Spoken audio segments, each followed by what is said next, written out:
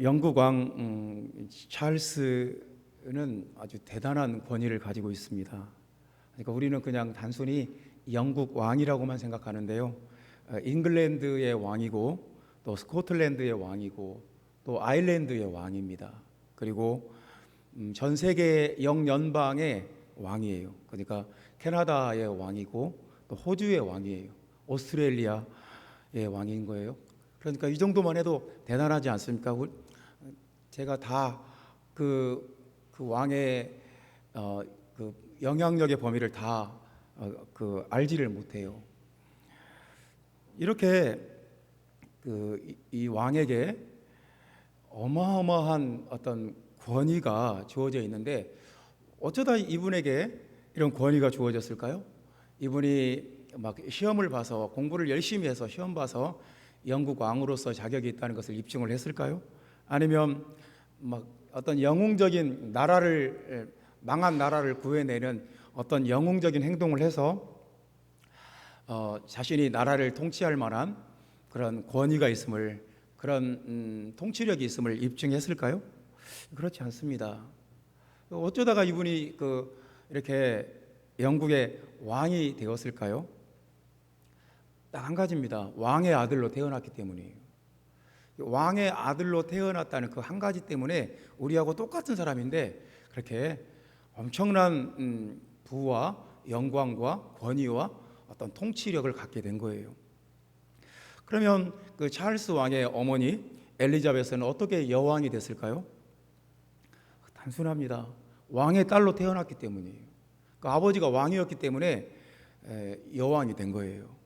그러니까 이 세상에서 가장 중요한 것은 뭐냐면 누구의 아들로 태어났냐는 거예요. 누구의 딸로 태어났느냐. 이것이 최고의 스펙이고 능력이고 권위고 모든 것의 원천이 거기에 있어요.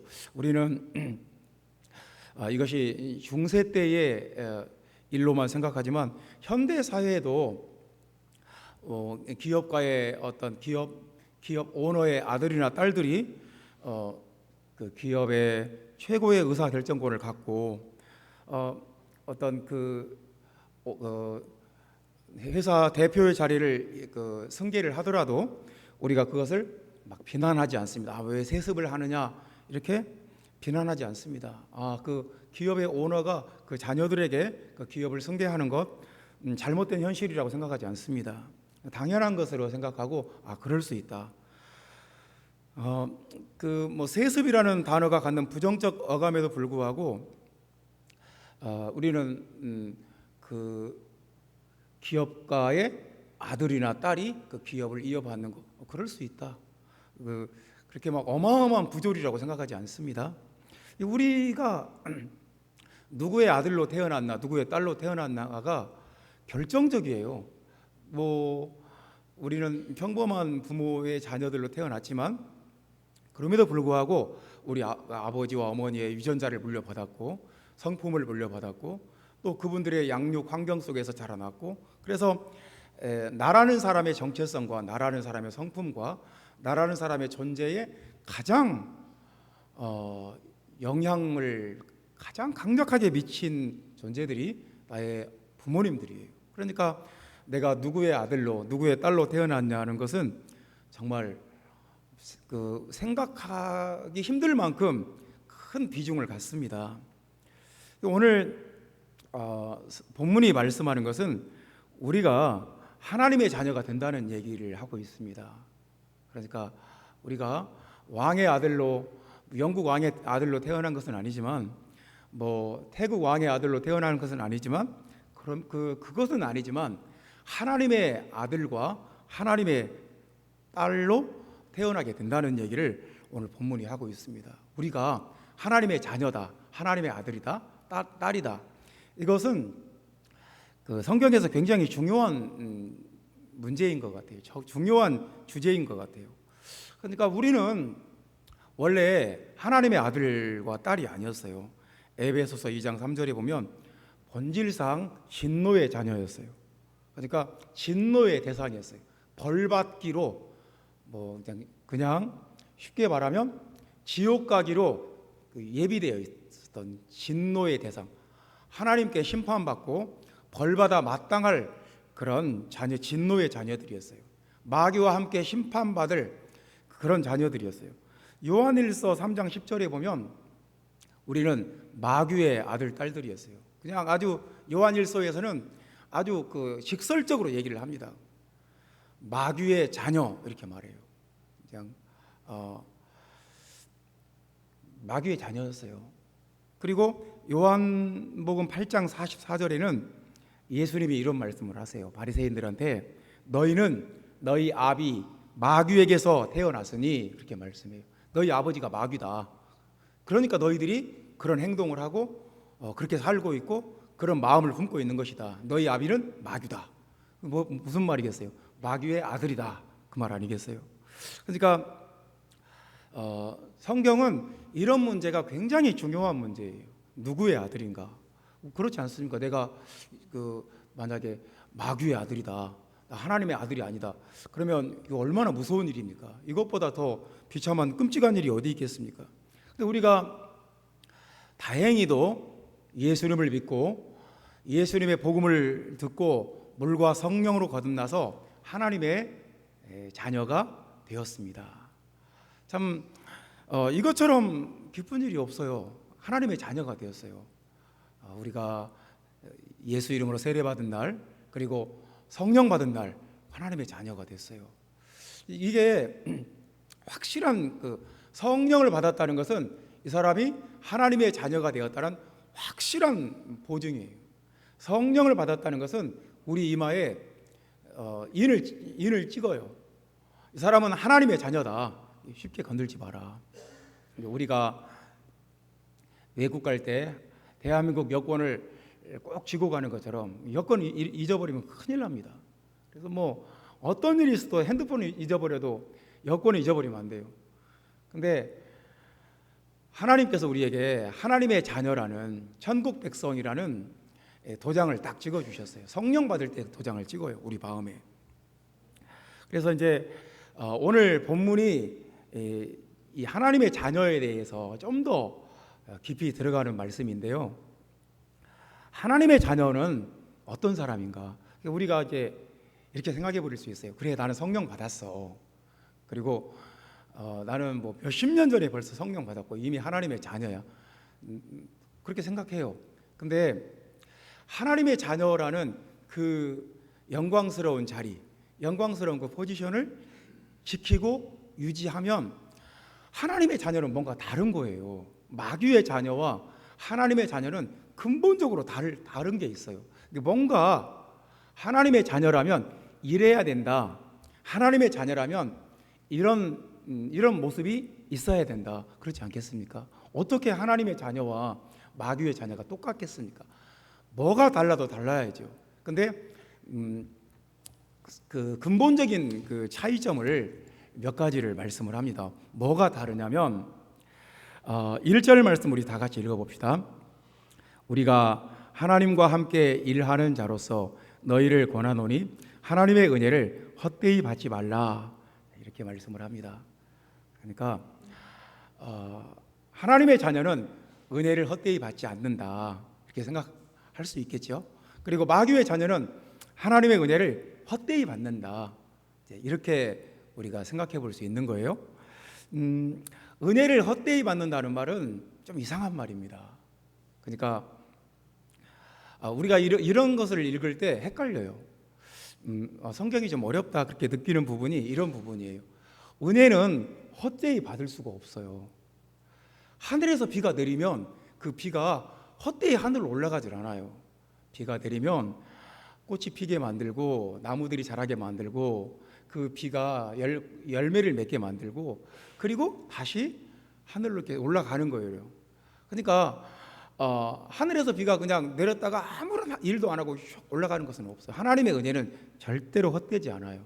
근데 은혜를 헛되이 받는다는 말은 어떤 형용 모순 같은 거예요.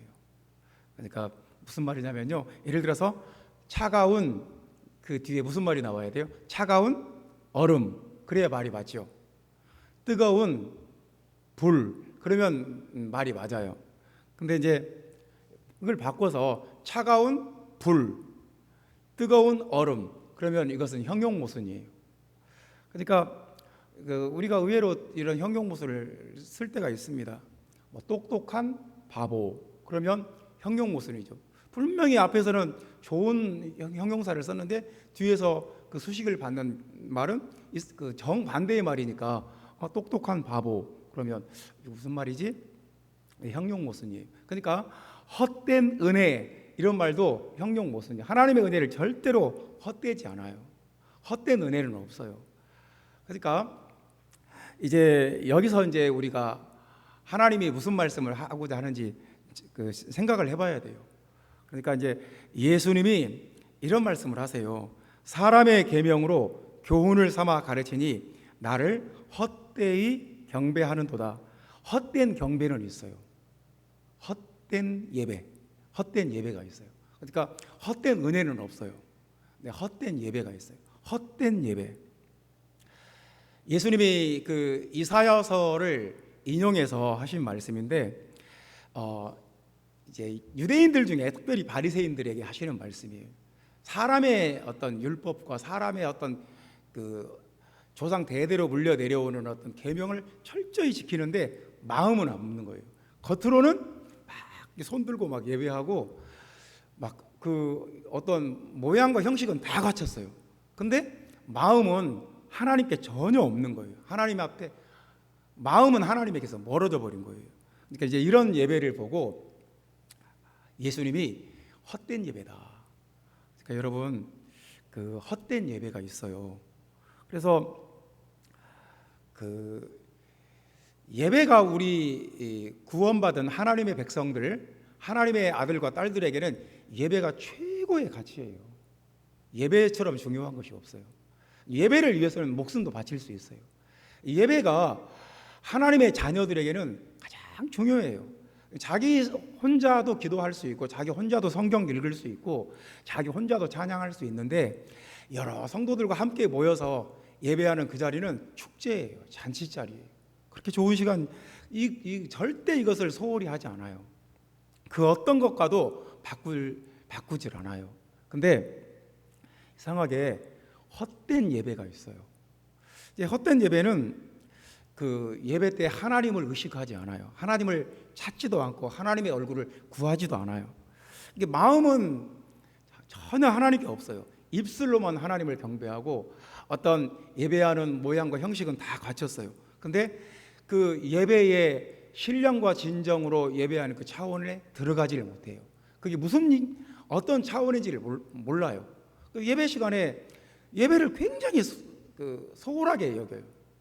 예배 시간에 그냥 마음대로 핸드폰을 하고 뭐 카톡을 보내고 뭐 그냥 왔다 갔다 하고 들어갔다 나왔다 하고, 이것은 하나님께 전혀 마음이 없이 그냥 여기 왔다는 출석도장 찍으러 왔나 이런 생각이 들 정도로 그 겉으로는 예배 자리에 있는지 모르지만 그 속마음은 하나님께 예배하는 마음이 전혀 없어요. 그러면 이것은 이제 참된 예배라고 볼 수가 없어요. 그래서 하나님의 자녀의 특징은 뭐냐면 진짜 예배를 드려요. 그리고 예배가 얼마나 소중한지를 알아요. 예배의 그 가치, 예배의 능력, 예배의 영광을 알아요. 그 맛을, 그 예배의 느낌을 알아요. 그 예배의 영적 그 차원에 들어가는 법을 알아요. 그래서 그게 하나님 자녀예요. 하나님의 자녀가 아니면 예배를 되게 소홀히 하고 예배가 뭔 줄도 모르고 그냥 습관적으로 나와요. 우리가 하나님의 자녀라면 참된 예배를 완전 영과 진리로 드리는 예배를, 그 예배를 평생 추구해야 돼요. 그런 우리 모두가 되기를 바랍니다. 하나님께서 제일 싫어하시는 것이 뭐냐면 헛된 예배예요. 그러니까 그냥 마음 없이, 마음은 없는데 겉으로만 형식적으로 드리는 예배, 하나님이 제일 싫어해요. 그래서 말라기 1장 10절에는 너희 중에 성전 문을 닫을 자가 있으면 좋겠도다. 그냥 누가 성전 문을 닫아버려라. 그러니까 포로기 이후에 이스라엘 백성들이 하나님께 예배를 드리는데 이제 뭐 더 이상 우상 숭배를 하진 않아요. 뭐 바알과 아세라를 숭배하진 않는데 대신에 무슨 문제가 생겼냐면 예배를 소홀히 해요. 하나님의 성전에 제사를 드리는데 그 눈먼 양을 갖다가 제사를 드리고 다리 저는 거, 쓸모 없는 거, 어차피 병들어서 죽을 거, 그걸 가져다가 하나님께 제사를 드려요. 하나님이 싫어하시는 거예요. 이런 헛된 예배는 제발 하지 마라. 누가 그런 제사를 못하게 성전문을 그냥 닫아버렸으면 좋겠다. 그냥 아예 열쇠를 딱 채워버렸으면 좋겠다. 아무도 못 들어오게. 그러니까 하나님이 얼마나 싫으면 그런 말씀을 했을까요? 그러니까 하나님께서 가장 기뻐하시는 것이 우리가 찬양하는 것이고 예배하는 것인데, 반대로 헛된 예배는 하나님이 제일 싫어해요. 이사야 1장에도 하나님이 말씀을 하십니다. 헛된 예배에 대해서 말씀을 하는데, 그 당시에 유다 백성들이 예배를 소홀히 했어요. 그랬더니 하나님께서 이사야 1장 13절에 이렇게 말씀해요. 내가 견디지 못하겠노라. 정말 제발 좀 그만해라. 내가 너희들이 아무리 와서 양을 바치고 피를 흘리고 번제를 드려도 내가 정말 그걸 지켜보는 것이 힘들다. 내가 못 견디겠다. 하나님이 못 견딜 게 뭐가 있을까요? 전지전능하신 하나님이 못 견디는 것도 있습니까? 헛된 예배를 못 견디겠다.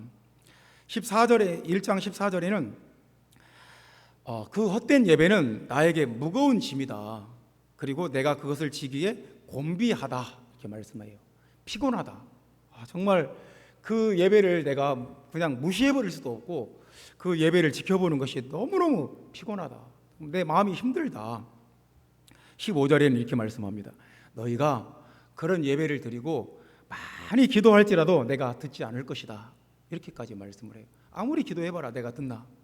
그러니까 하나님이 너무너무 싫은 거예요. 그 헛된 예배, 마음 없는 예배, 형식적으로 드리는 예배, 그냥 인간들 인본주의적인 그런 예배, 인간들이 어떤 규칙을 만들어 놓고 하나님 상관하지 않는 예배, 하나님이 혐오하는 것, 하나님이 제일 싫어하는 것이 헛된 예배예요.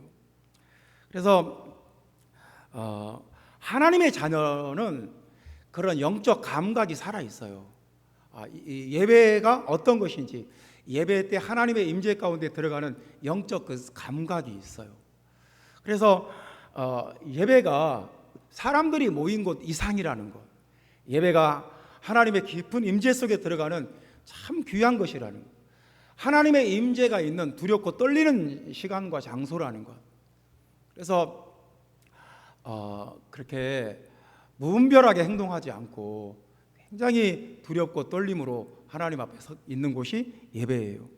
한번 어떤 신앙이 잘못 신앙이 들어가면 굉장히 기형적인 신앙이 있어요. 그러면 평생 잘 안 고쳐져요. 뭔가 우리가 내가 태어날 때 기형하러 태어났다고 해봅시다. 얼마나 슬픈 일입니까? 막 고칠 수도 없고 평생 그렇게 살아야 돼요. 얼마나 비참한 일일까요? 근데 그것보다 더 비참한 것은 영적 기형이 있는 거예요. 평생 고치려고 하지도 않고 고쳐지지도 않습니다. 그럼 얼마나 이게 불행한 일인지 모르겠습니다.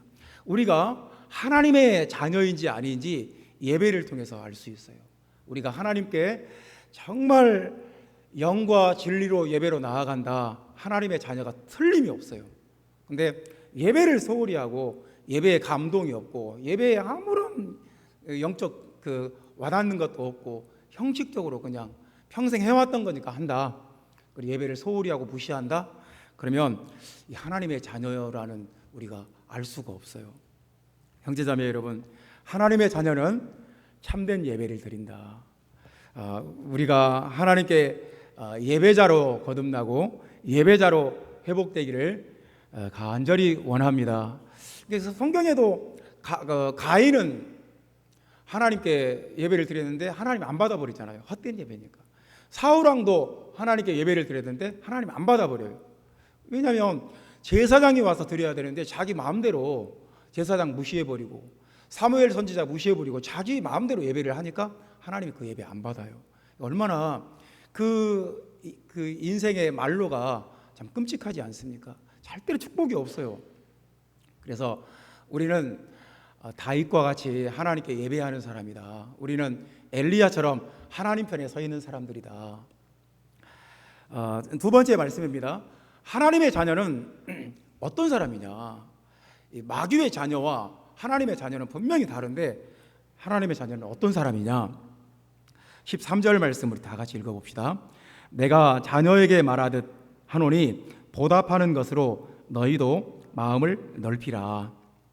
아멘. 마음을 넓히라는 거예요. 마음을 넓히라. 그러니까 이제 고린도 교인들이 고린도 교회 안에 거짓 사도 그리고 그 잘못된 교사들이 있어가지고 사람들이 사도 바울이 사도로서의 권위가 있고 영적 영향력이 있고 그러니까 그걸 시기했어요. 그래서 사도 바울을 자꾸 이제 비난을 하는 거죠. 사도가 아니다.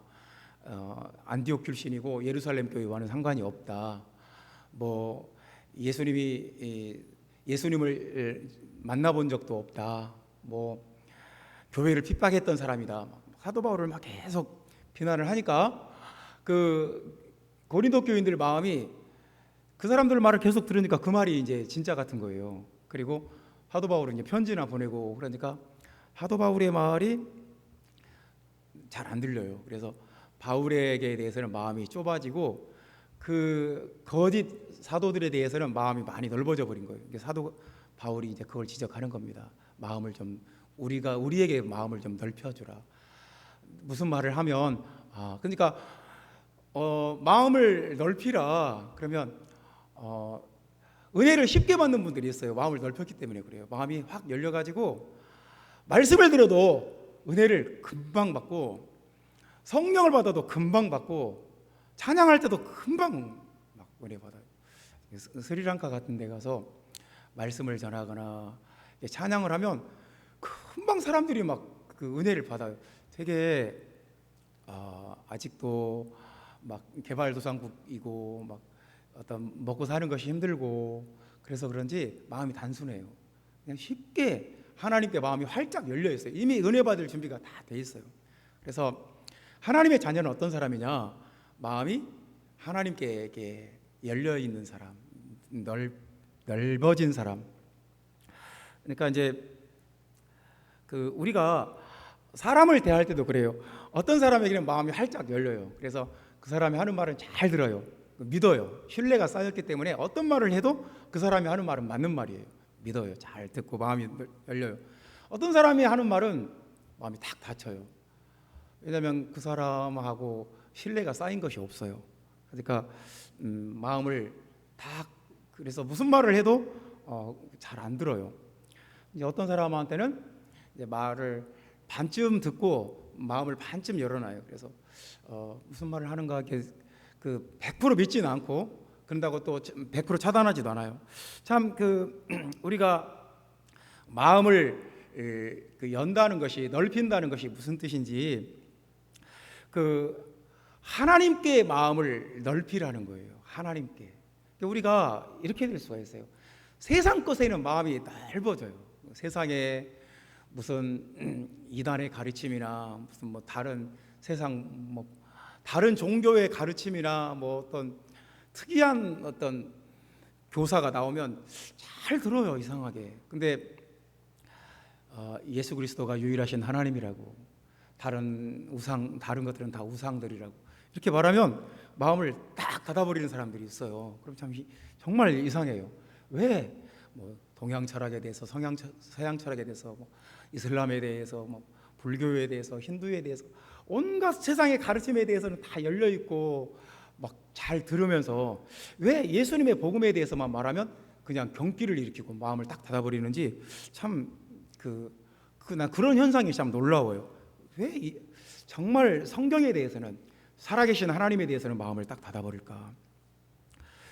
세상 것에 마음이 활짝 열려 있고 하나님께는 마음이 도무지 열리지 않는다. 마귀의 자녀인 거예요.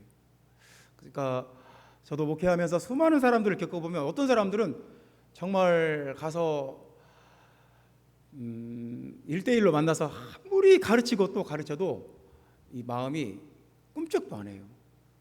이 하나님의 자녀가 아닌가 보다, 그렇게 생각하는 거죠. 하나님의 자녀가 아니다. 이 하나님의 자녀는 마음이 이렇게 넓어져 있어요.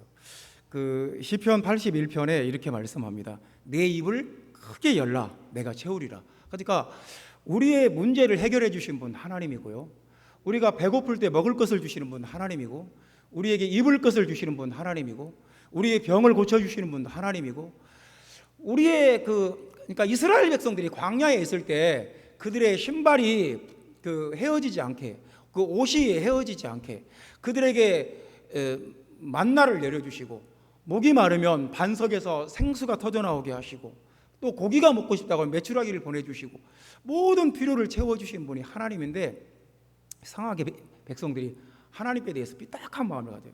정말 이 만나는 더 이상 먹기 싫다고, 질려버렸다고. 애굽에서 먹던 그 파와 마늘과 그 부추와 수박과 이런 것이 먹고 싶다고. 하나님께 마음을 닫고 자꾸 마음이 애굽을 향하는 거예요. 그러니까 하나님이 이해를 못 하시는 거죠. 입을 크게 열라, 이 말씀이 하나님께 향하라는 거예요. 하나님께 대해서 많은 것을 기대하고, 하나님을 찾고, 하나님의 말씀을 좀 읽고, 하나님께 좀 세상에 대해서 우리가 막 마음을 열고, 세상에 대해서 우리가 시간을 투자하고 막 돈을 들이고, 그 올림픽 같은 거 열면 어때요? 사람들이 올림픽이나 월드컵 경기한다 그러면 사람들이 4년간 돈 벌어서 1년간 쓰잖아요, 그렇게. 그래서 거기에 모든 것을 쏟아부어요. 가서 막 열광하고 막 소리 지르고 응원하고. 그 세상에 그런 것들을 위해서는 그냥 자신의 일생을 바쳐요. 그냥 막 마음을 활짝 열었어요. 거기서 모든 것을 공급을 받는다고 생각을 해요. 우리가 하나님께 그래야 되지 않나. 하나님께 이렇게 마음을 활짝 열고, 하나님의 은혜를 구하고, 임재를 구하고, 하나님의 그 은혜를 간절히 구하고, 입을 넓게 열라. 그러니까 하나님께서 이렇게 말씀하십니다. 그 시편 119편에 주께서 내 마음을 넓히시면 내가 주의 계명들의 길로 달려가리이다. 그러니까 하나님께 구하는 거예요. 하나님, 내 마음을 좀 넓혀 주십시오. 내가 하나님의 말씀을 들을 수 있도록, 하나님의 은혜 가운데 들어갈 수 있도록 내 마음을 넓혀 주십시오.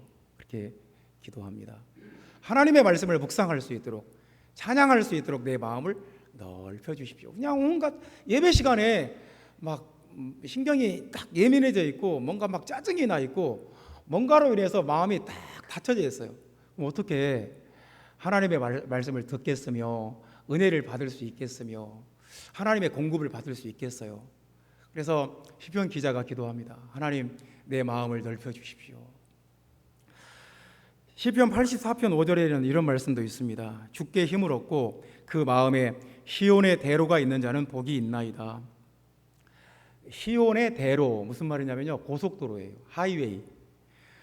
그 하나님께로 가는 고속도로가 뚫려 있다는 말씀이에요.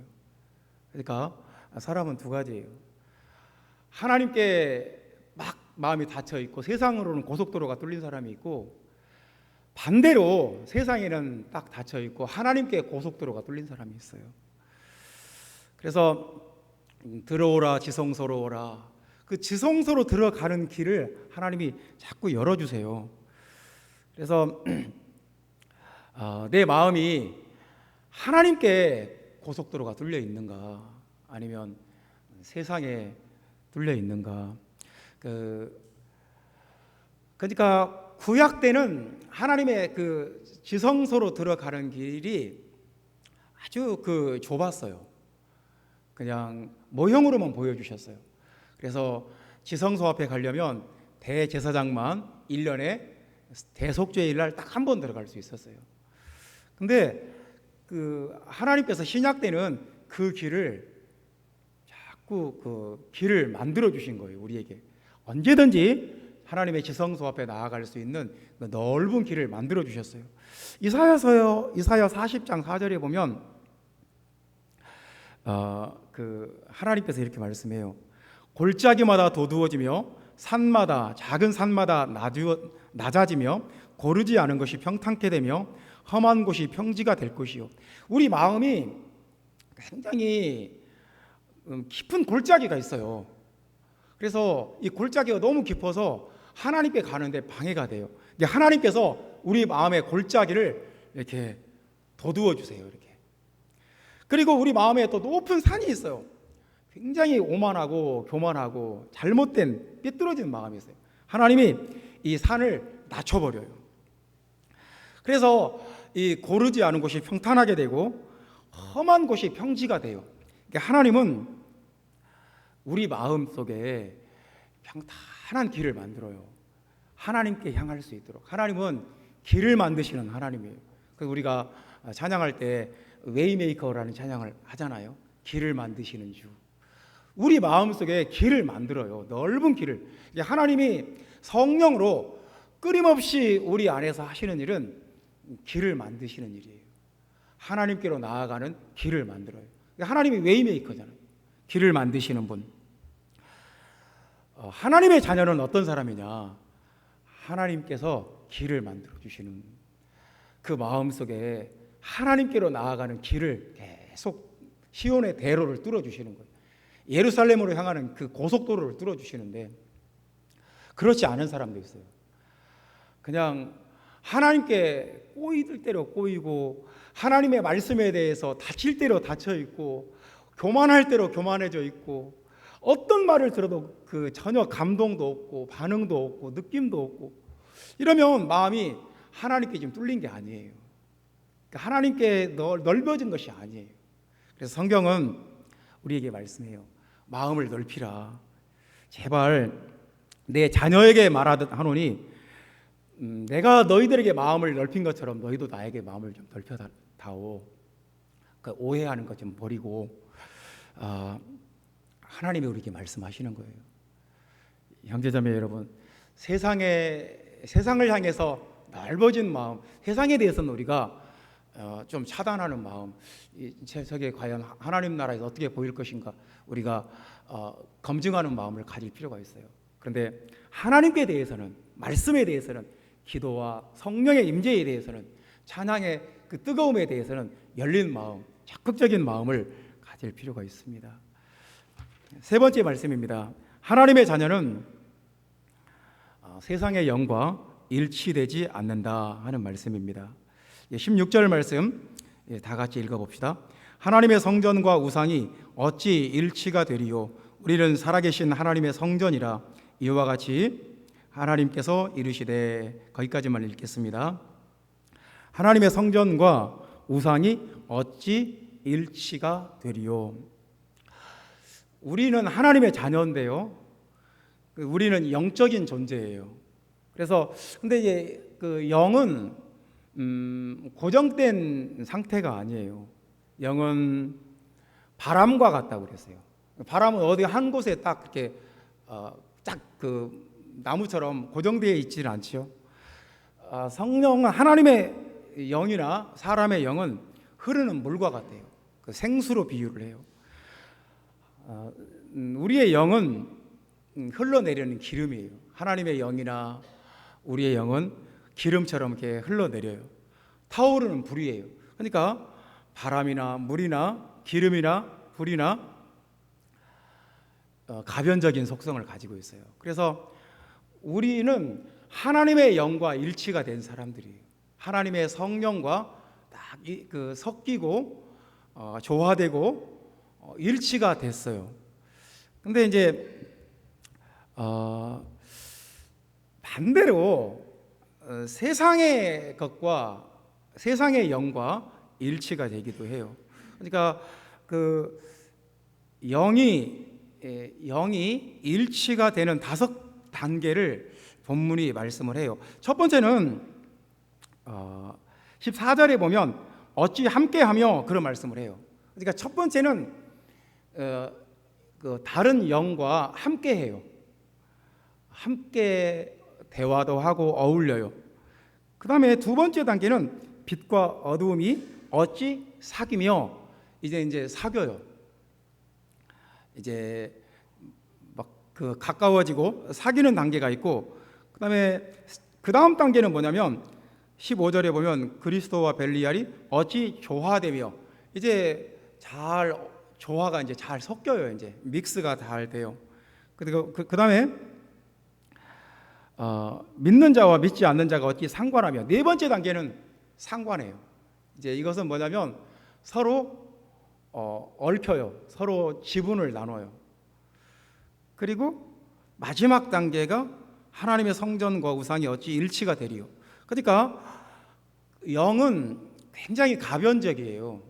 그래서 어떤 다른 영과 만나면 함께하면 사귀게 되고, 사귀면 조화가 되고, 조화가 되면 상관하게 되고, 상관하게 되면 일치가 돼요. 예를 들어서 여러분들이 어떤 뭐 신천지나 이상한 이단에 빠진 사람하고 매일 만나서 그 사람과 함께해요. 밥도 같이 먹고 이야기도 같이 하고 시간을 같이 보내요. 그러다 보면 함께하게 되면 사귀고 조화되고 상관하고 그 사람과 어느 순간 일치가 돼요. 그래서 성경에 영적으로 해로운 사람, 영적으로 안 맞는 사람들은 멀리하라고 그래요. 조심하라고, 함께하지 말라고. 그러니까 하나님의 자녀는 어떤 사람이냐면 영적인 것에 되게 예민해요. 영적인 것은 절대로 속일 수가 없어요. 그러니까 영적인 세계는 중간이 없어요. 그러니까 뭐 그리스도와 벨리알과 그 중간쯤, 그리스도도 아니고 벨리알도 아니고 그런 게 없어요. 그리스도면 그리스도, 벨리알면 벨리. 빛과 어두움 둘 중에 하나예요. 빛도 아닌 어두움도 아닌 애매모호한 이런 단계는 없어요.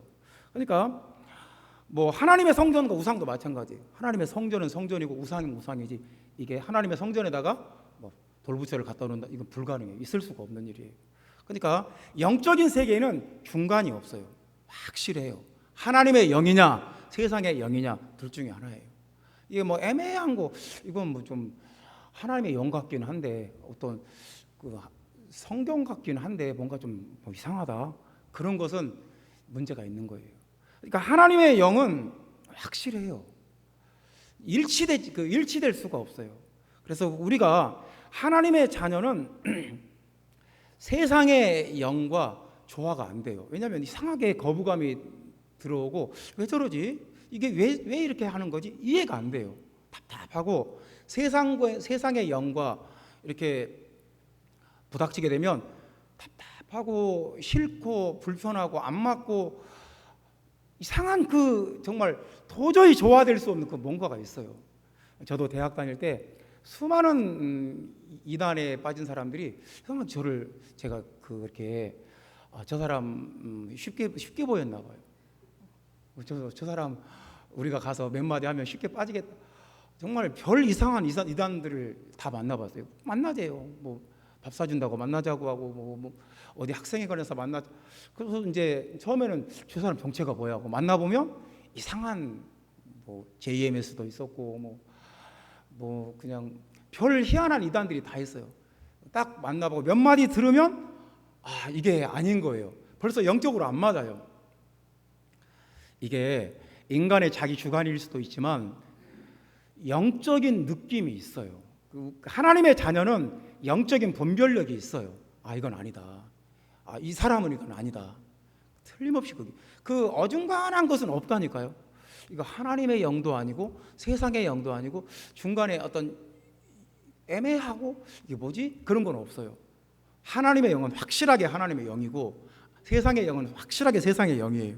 그래서 하나님이 자꾸 이렇게 말씀해요. 너희는 그런 영들과 따로 있고 부정한 것들을 만지지 말고 거기에 섞이지 말고 하나님을 영접해라. 하나님의 영을 받아들이라는 거예요. 우리는 하나님과 함께하고 하나님과 사귀고 하나님과 조화되고 하나님과 상관하고 하나님과 일치되고 영적으로 우리는 그런 존재들이에요. 그래서 그 영적인 것을 무시해버리면 이도 아니고 저도 아니고 참 힘들어져요. 여러분, 제가 제발 여러분들에게 부탁을 합니다. 우리가 하나님의 자녀들이라면 영적인 것에 민감해져야 돼요. 이게 뭐지? 이 하나님의 나라가 이런 건가? 영적인 것을 알고 그 영적인 것에 그래서 보면 비슷한 사람들끼리 이렇게 모여요. 영적인 사람들은 영적인 사람들끼리 모여요. 이것이 절대로 작은 문제가 아니라는 것을 기억하시기를 바랍니다. 그래서 이제 하나님의 자녀는 어떤 사람이냐? 우리는 성경에서 하나님의 자녀 그러면 그런가 보다, 천국 가는가 보다. 근데 하나님의 자녀는 우리가 생각하는 것보다 훨씬 더 크고 엄청난 거예요. 천국을 유업으로 물려받는 사람들이. 근데 첫 번째 뭡니까? 하나님의 자녀는 어떤 사람들이 참된 예배를 드린다. 헛된 예배를 드리지 않는다. 예배가 얼마나 중요한지 알아요. 예배에 대한 영적 감각이 있어요. 그래서 헛된 예배를 드리지 않는다. 그리고 하나님의 자녀는 하나님께 마음이 활짝 열려요. 귀신에게 대해서는 딱 마음을 닫아요. 세상에 대해서는 마음을 닫고 하나님께 대해서는 활짝 열려 있어요. 하나님께 넓게 크게 시온의 대로가 뚫려 있고 하나님께 마음이 넓혀져 있다. 그 다음에 하나님의 자녀는 세상의 영과 함께하지 않는다. 그래서 그 세상의 영과 일치되지 않는다. 우리는 하나님의 자녀로 부름을 받았습니다. 지금 하나님의 자녀입니다. 그래서 예배하는 사람, 하나님께 마음을 활짝 여는 사람, 하나님의 영과 일치되는 여러분, 하나님의 성령을 영접하는 여러분 모두 되시기를 주님의 이름으로 축원합니다. 기도하겠습니다.